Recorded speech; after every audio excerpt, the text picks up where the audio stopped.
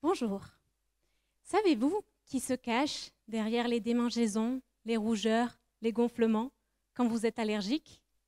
C'est une cellule du système immunitaire que l'on appelle le mastocyte.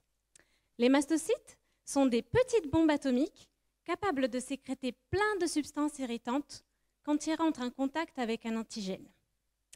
Mais ce n'est pas tout.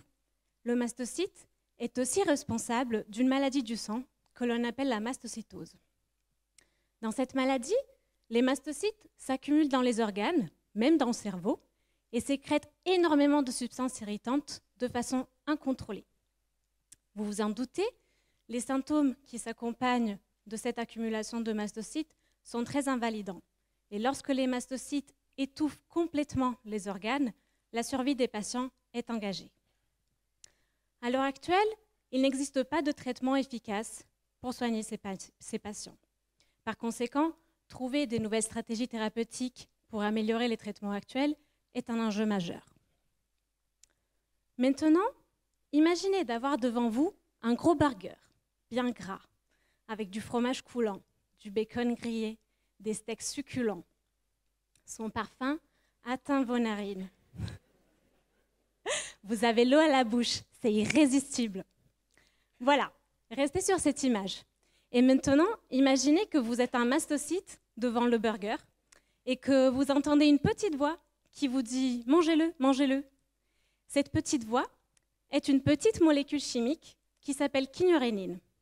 Pourquoi je vous parle de la kynurénine?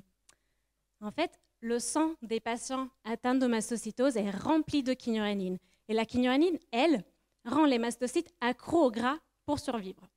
C'est ce que j'ai pu démontrer au cours de ma thèse à l'aide d'un appareil dédié qui permet de mesurer les dépendances métaboliques des cellules. Mais pourquoi je vous raconte tout ça? Mais parce que c'est une super nouvelle. Maintenant qu'on sait que les mastocytes sont accros au gras, on va pouvoir les empêcher de l'utiliser avec des médicaments. Nous espérons qu'en les privant de leur source d'énergie vitale, le gras, les mastocytes vont mourir. Si ça fonctionne, on pourra envisager de tester ces médicaments dans le cadre d'un essai clinique. Je ne suis pas seule dans tout ce travail. Mon équipe de recherche fait partie d'un consortium, le CEREMAST, qui regroupe médecins et chercheurs à travers la France, très impliqués dans la recherche sur les maladies liées aux mastocytes. Ce consortium a permis la création de plusieurs associations de patients, dont la firme, qui contribuent de façon active au diagnostic de la mastocytose au sein de notre équipe à Marseille. Nous avons essayé plein de traitements différents pour détruire le mastocyte. Nous, on va le faire mourir de faim.